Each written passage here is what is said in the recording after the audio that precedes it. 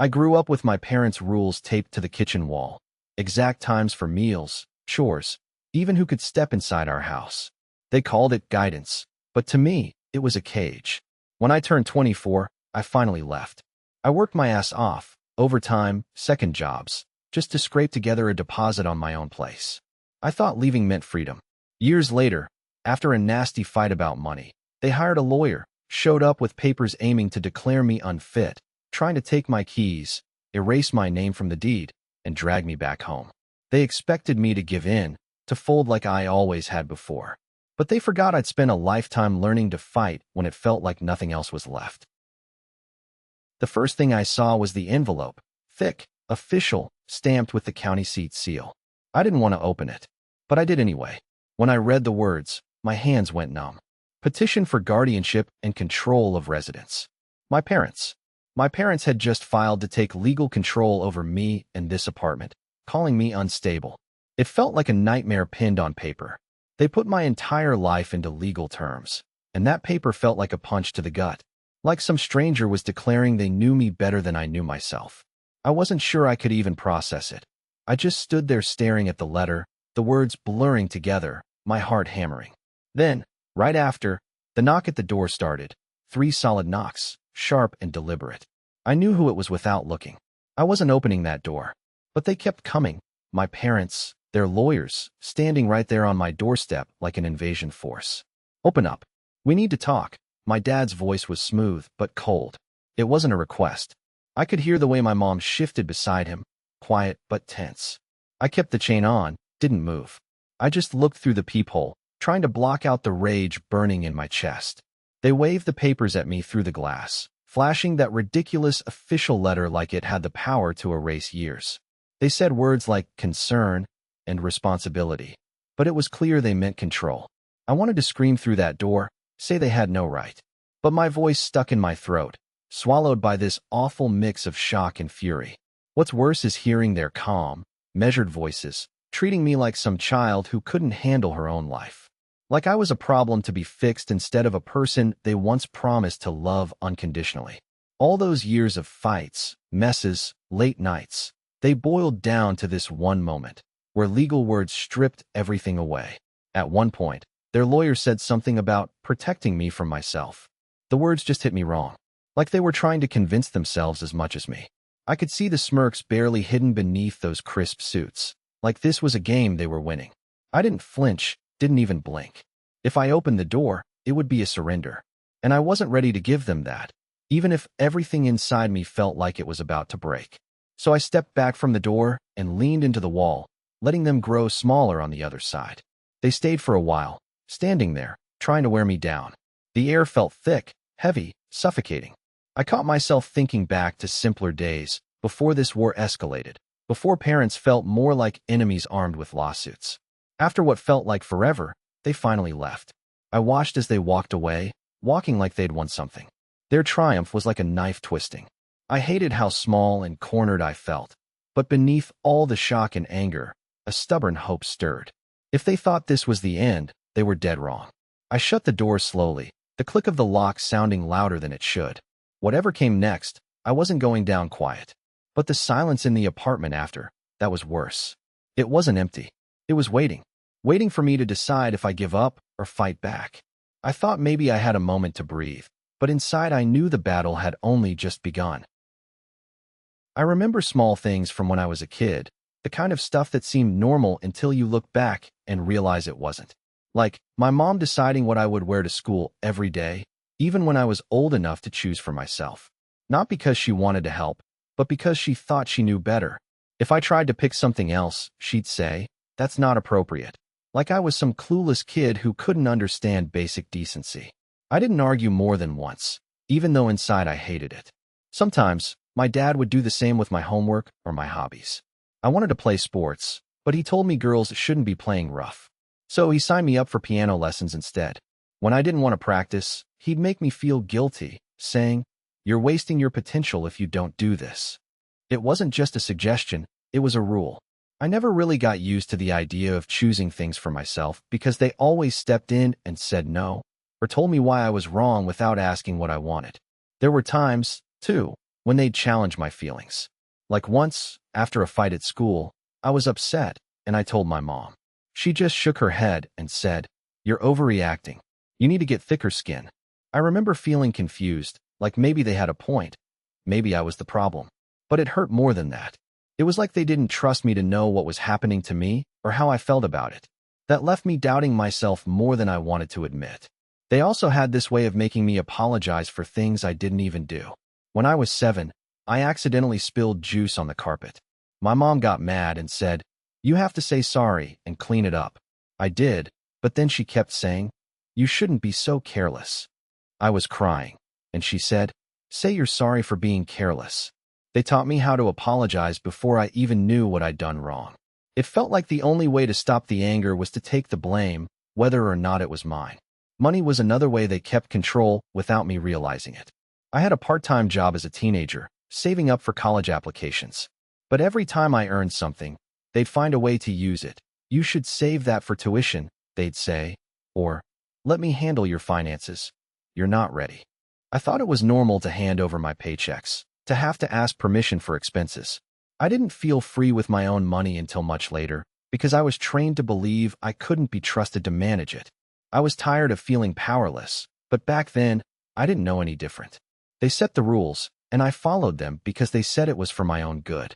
Part of me wanted their approval, like a kid looking for safety, even though it left me drained and stuck. It's like I was trapped in a cycle. I'd try to speak up, they'd shut me down, and I'd fall silent again. That silence grew heavy over time. One night, I remember sitting on my bedroom floor, exhausted and frustrated after being told I wasn't good enough for getting a B on a test.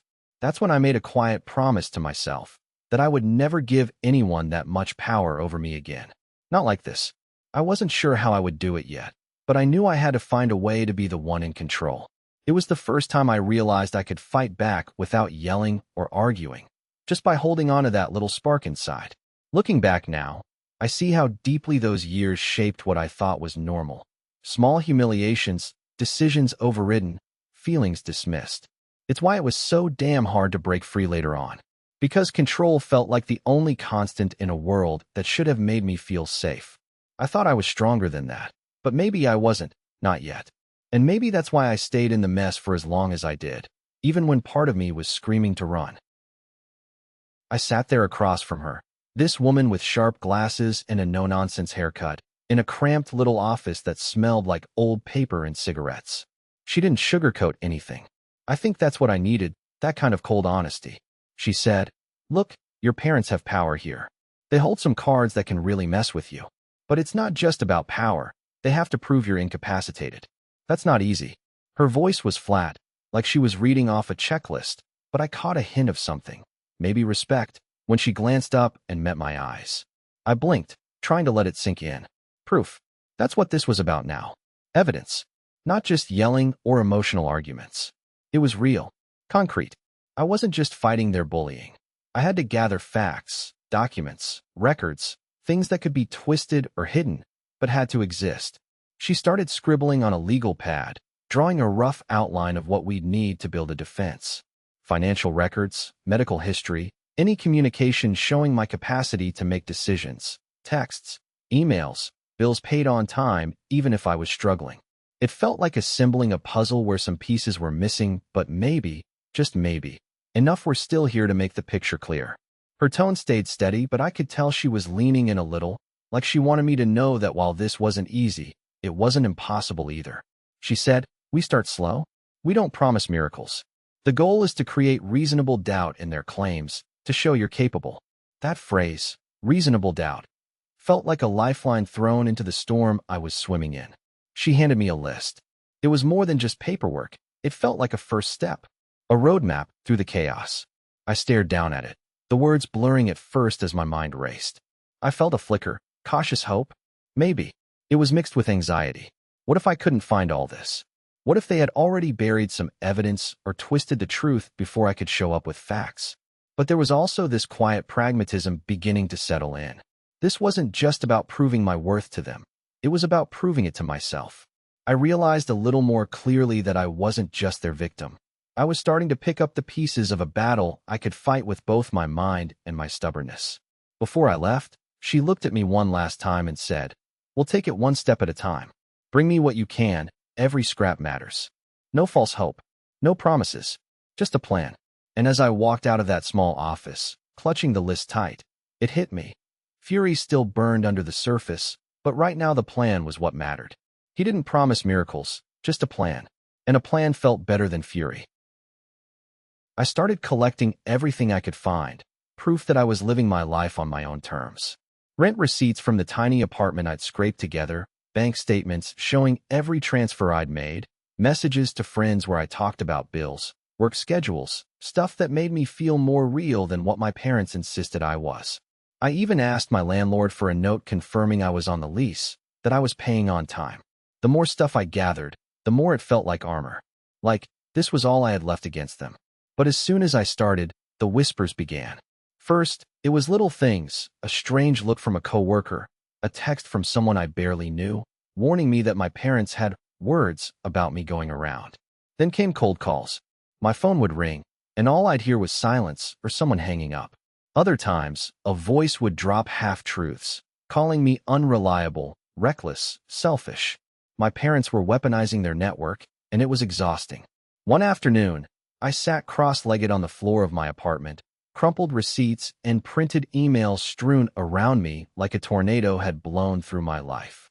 I was emailing my boss, trying to get a letter verifying my hours, asking friends if they'd be willing to back me up if things got ugly. The whole time, my phone buzzed with messages from my dad's friends and my mom's sisters, spinning stories that made me sound like the villain in my own life. At one point, I found myself pacing the small living room, staring at the wall. I could almost hear their voices echoing. "Did you see how she's been spending money? She's unstable. She can't keep a job." I knew none of that was true, but the constant drip of lies was starting to feel like I was drowning. I texted my closest friend, Mara. Something like, "They're spinning shit again." Her reply was a lifeline. "I got your back. We all do." My pride pushed me forward.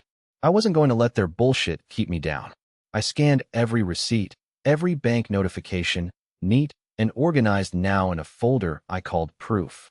Each item felt like a small victory, a quiet rebellion. I even started keeping a journal, dates, conversations, the names of people who had heard the rumors. It was tedious, but it made me feel like I was fighting back. One evening, I got a call from Mrs. Alvarez, my next-door neighbor. She was this older woman who'd helped me out a few times, once when I locked myself out, another time when I was sick. When she said she'd be willing to vouch for me if anyone asked, I almost cried.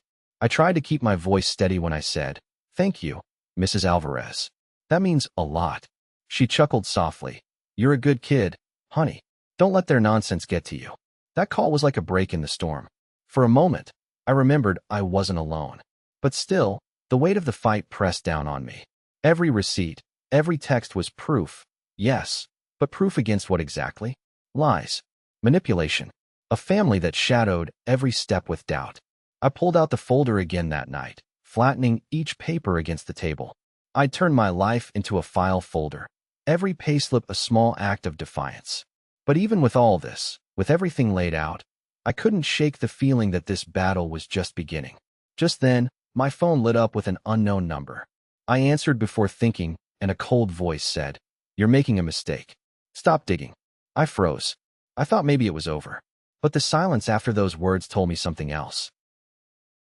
The courtroom was cold, like it sucked the heat right out of me the second I stepped inside. I sat near my lawyer, trying not to fidget, but my hands were shaking hardly at all. I wasn't sure if it was relief I was feeling or just the sheer exhaustion rolling over me like a wave. The judge called the hearing to order, and then everything unfolded faster than I expected. Her parents, went first. They told the judge about me, painting this picture of me as some unstable nightmare tenant, hoarding, yelling, making threats. Their voices cracked. The mom even sniffled a few times, but there was something rehearsed about it, something too polished. They spoke about community concerns, about safety, about how I was a danger to the peace of the building. I listened while my stomach twisted. Hearing them speak like that, like I was some villain they all agreed on, it dug deep. I wanted to jump up and shout that I wasn't that person, that I'd been trying everything to fix this. But my lawyer stopped me with a glance. When it was our turn, my witnesses tried to cut through all that. My downstairs neighbor, who said I'd never caused a problem, only once called maintenance to fix a leak I reported. My friend, who'd helped me document the apartment's mold and damage that was never really taken care of. They brought up the late rent payments. Yeah, mess-ups happened, but not all of them were on me. The landlord's failure to maintain the building hadn't helped my situation either. It wasn't some sob story, it was cold facts. I watched the judge lean forward in his chair, taking notes. He asked smart questions, not just accepting what was said at face value. It was the first time since this whole ordeal started that I thought maybe someone here saw a sliver of what I was really going through. It was still a long shot, but maybe this wasn't about to end with me on the streets tomorrow. When both sides finished, the judge said he needed time to consider everything. The room was buzzing quietly with people, some curious, some judgmental, but I barely noticed. The lawyer squeezed my shoulder and whispered, "It's not a yes, but it's not a no. We buy some time." Getting that delay. It was like catching a breath after holding it underwater for way too long. The judge didn't cheer for me, but he didn't hand my keys to them either. I wanted to cry from relief, but the weight sitting heavy on my chest refused to lift. I'd won this battle, yeah, but the war wasn't over. The cost was already stacking up, mounting legal fees I didn't have, endless court dates, and the whispers that followed me in the hallways after the hearing. People had made up their minds about me, and even this small win wouldn't erase that. I could feel it, the quiet judgment, like a shadow that wouldn't let go. I sat back, exhausted in a way I've never been before. The kind that seeps into your bones and doesn't leave for days. Relief mixed with a dull fear. I wasn't out of danger yet. The landlord's side was going to come back swinging. I knew that, and maybe part of me realized this whole thing was far from over, no matter how much I hoped it was. Outside, the hallway felt emptier than ever. A few people glanced my way, but no one spoke. I gathered my things slowly, feeling eyes all over me. Some curious, some cold, some maybe even sorry. I wanted to tell them all the truth about what I was really facing, but the words got stuck somewhere between my throat and my pounding heart. Walking out of that courtroom, it hit me hard. I'd dodged a bullet for now, but the silence that followed was heavier than any verdict. The day my parents started cutting me off felt like the walls closed in all at once. I woke up to a text from my bank saying my account was frozen. No warning. Just gone. I barely processed it before my phone blew up with calls from my boss. Apparently, my parents had called her, spinning some version of my bad behavior that made me sound unreliable, unstable. I don't even know what else. The worst part? She seemed to believe it. I sat there at my kitchen table, the silence around me getting heavier the more I thought. I hadn't told them where I was living or my hours, but they still found a way to make everything worse. I remember staring at my phone, hands shaking. The stress hit me like a punch. I tried to explain myself to my boss, but she was distant, only promising to keep an eye on things. Then came the messages from my so-called friends. At first, they were quiet. Then, one by one, they pulled away. I found out later my parents had been calling them, telling stories I didn't even recognize, strange, twisted versions of my life, meant to make people scared to be around me. I was alone, isolated by the people who were supposed to care about me, but my parents owned all their trust. I felt panic clawing at my chest every night. I'm not exaggerating when I say it felt like drowning. The money that paid my rent, my groceries, my phone, everything that held my life together, just stopped. Nobody expects to have the financial rug pulled out from under them suddenly. You start looking at every bill, every dollar, wondering if it's the last you'll have. And at work, I couldn't focus. My boss was watching me like I might snap or quit any moment, and I honestly thought about giving in sometimes. Just letting it all fall apart, because it felt easier than the way they were tearing me down. But beneath the fear, there was a fire I hadn't realized was still burning. Anger. Blistering, quiet anger at the sheer coldness of what they were doing. How toxic control ran deep in my family. How they thought they could erase me by strangling every connection I had. I hated their faces every time I heard their names or their lies. It hurt too much, but it also pushed something inside me to fight. I wasn't going to give them that satisfaction, even if I didn't fully know how to stop it. There was one night, hours after a call with my boss that left me shaking, where I sat on the floor in my apartment, the only light from the street lamp outside cutting through the blinds. I felt so damn small. The silence was thick, except for the occasional honk from outside. And I thought maybe this was it. Maybe I'd lose the job, lose the last of my friends, lose everything. But then I found my phone buried between the couch cushions, and a ridiculous little thought popped into my mind. If they could pull every plug on me, maybe it was time to find the ones I hadn't thought to use. It was like I remembered how to plug myself back in, piece by piece. I started reaching out to tiny contacts I had put off before, people who knew me at work, but not my family. I cut down on hours to breathe, but also to rebuild quietly. Every text I sent, every cautious phone call I made, was a small act of defiance against them. They wanted to shut me out, but I wasn't going to vanish in their silence. Still, that night ended with my hands trembling and my chest tight. I knew this war wasn't over, not even close. I just refused to be the one to break first. If they wanted a battle, fine. I'd fight, but I wasn't sure yet if I had enough left to win. I didn't realize how alone I was until I opened my phone to messages from strangers who said, "I see you, and I believe you." That night, I started a fundraiser, not because I thought it'd fix everything, but because it felt like one thing I could control. I remember sitting there, shaky hands hovering over the screen, unsure if I even had the right to ask for help, or if anyone would care. I typed out everything: the phone calls, the shouting, the bruises, the way my parents never let me speak without tearing me down. I didn't sugarcoat a thing. I thought about the shame I carried, but outweighed that with a desperate need to just be heard. I uploaded photos, recordings, even screenshots of cruel texts my dad sent when they thought I wouldn't find them. It was brutal putting all that out there. My heart raced when I hit post, waiting for something, anything. Silence felt heavy at first. I wished I could take it back 100 times, but the truth was out. Then the messages started pouring in. Some were from people who said they'd been through similar hells.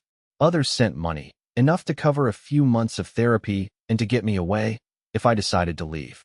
Someone even offered a place to stay. I cried, not because everything got better, but because I finally wasn't carrying this burden alone. It was wild, watching a tiny, desperate post turn into a swarm of support. Every notification was a hit of adrenaline and relief. I read a woman's message from halfway across the country, describing a childhood scarred by her own parents and how my words made her feel seen. That connection hit me in a place I'd thought was numb. At the same time, there was that vulnerability, the fear that if this got out to my family more widely, it would only add fuel to their rage. But my need to breathe was stronger. I was done hiding.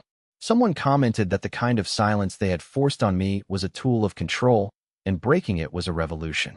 I started documenting more. I would post stories, small updates, little insights about how twisted it all was. The facts weren't pretty, and each one made me cringe when I relived it. But with every post, I felt my self-worth rebuild itself, brick by brick. It was like watching a slow crack appear in the armor my parents built around their reputation. Only this time, it wasn't just me watching it fall apart. When a local news outlet picked up the story, it went viral overnight. Comments flooded in, and suddenly, people stopped whispering about my family in hushed tones. They started acknowledging the truth. Some were outraged. Others just said, "Thank you." For the first time, the weight of those years began to shift. It wasn't just mine anymore. I can't say I felt safe, not really. But there was a strange kind of power in knowing the world was watching, that the cycle of secrecy and silence might finally break because of me. Maybe that was naive or reckless, but it felt like the only way forward. I'm still scared, still shaking sometimes thinking about what could come next. But I keep scrolling through those messages, proof I'm not invisible. And as the donations roll in, I picture a life where fear doesn't dictate my every move. I thought exposing everything might make me weak. Instead, it made me stronger in ways I never expected. But just as the hope started to take root, something changed. The next message I saw didn't bring relief. It brought a chill I wasn't ready for.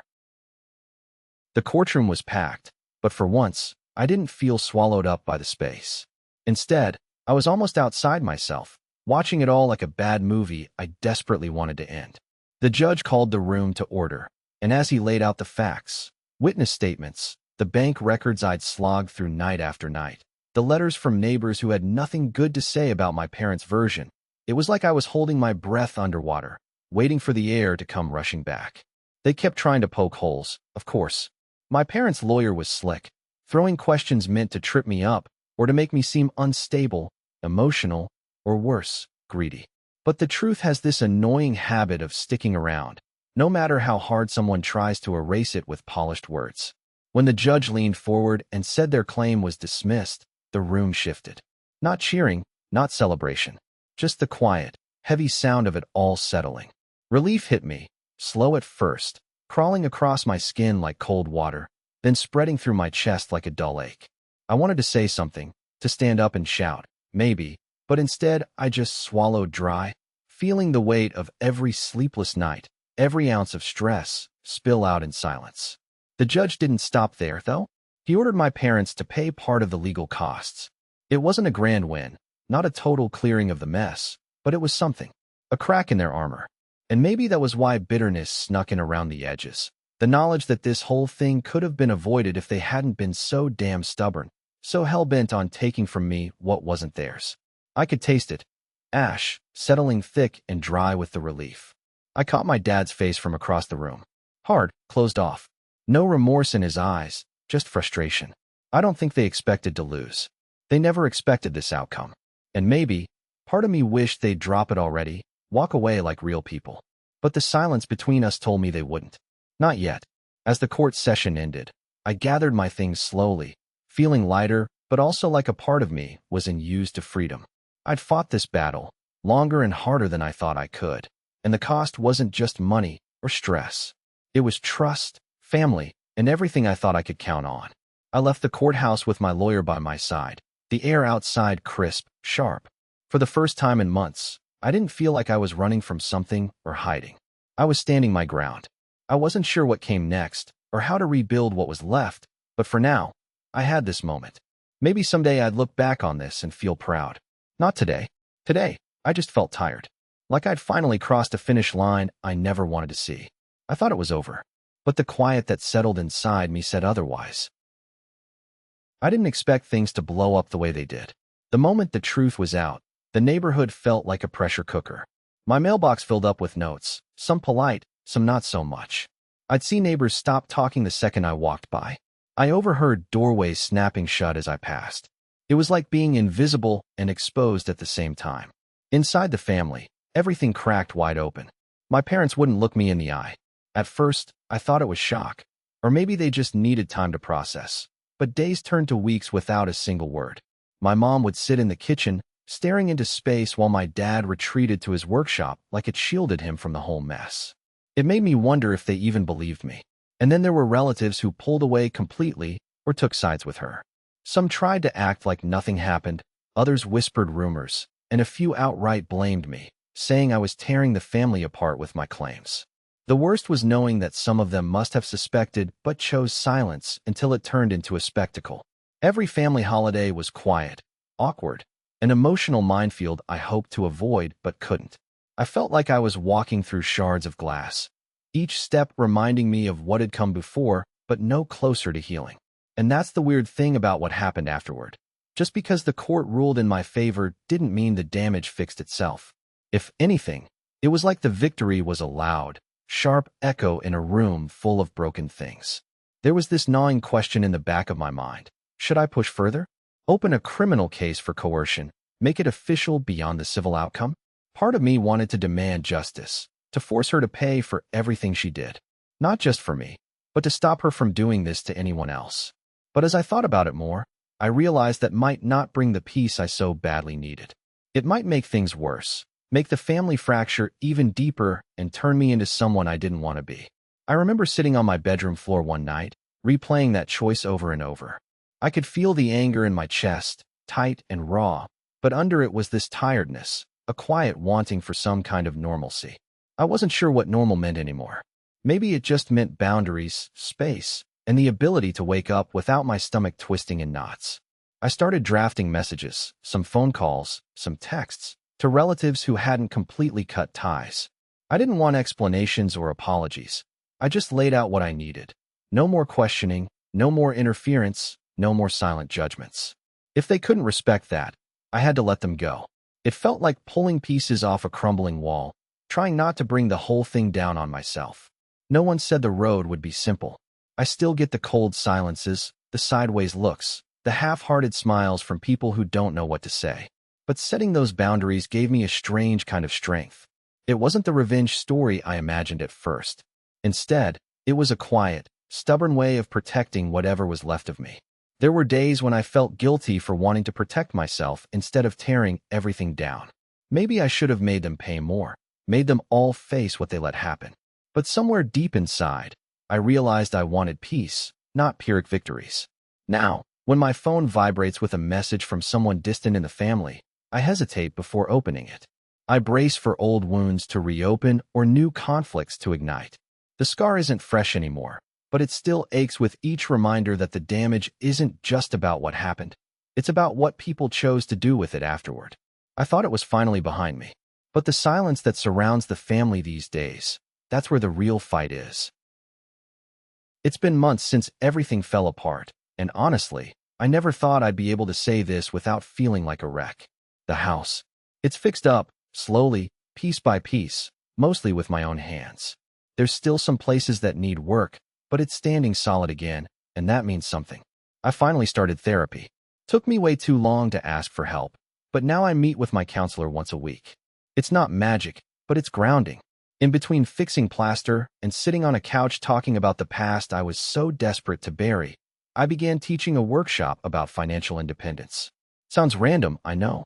But after everything, I realized I wanted to help people avoid being trapped like I was, stuck in silence, scared to take control. I want to give them what I never had, a way out before it gets dark. I saw my parents briefly. It wasn't some big, emotional reunion.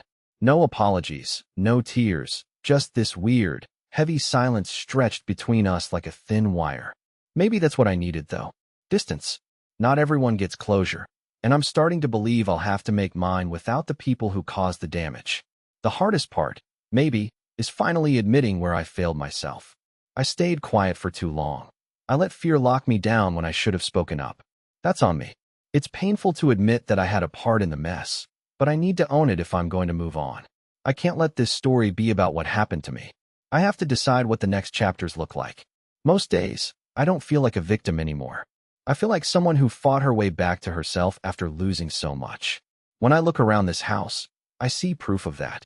They tried to put a price on my life, like it was something they could break and then throw away. But I paid it myself, in sweat, in those nights when I couldn't sleep because everything felt raw. And now this place is mine again. It's not about revenge, it's about survival. Some nights, I still wake up with that old knot of fear, like I'm back in that moment when I was powerless. But I remind myself that the fear used to control me, and now it doesn't. Now, I control what it means to me. I'm not defined by what happened or by the silence I kept. I'm defined by the choice to speak now, to build a life on my own terms, no matter how hard it is. I have this quiet hope now, the kind that doesn't shout or promise everything will be perfect. It just sits in the background, like a steady heartbeat saying I can keep going. I don't know what the future holds exactly. Maybe some days will still feel heavy. Maybe I'll still wrestle with the past. But at least I'm not carrying it alone anymore, and I won't let anyone else decide my worth. That's where I am, still broken, still healing, but finally moving forward. And that makes a difference, even if it's hard to see right now.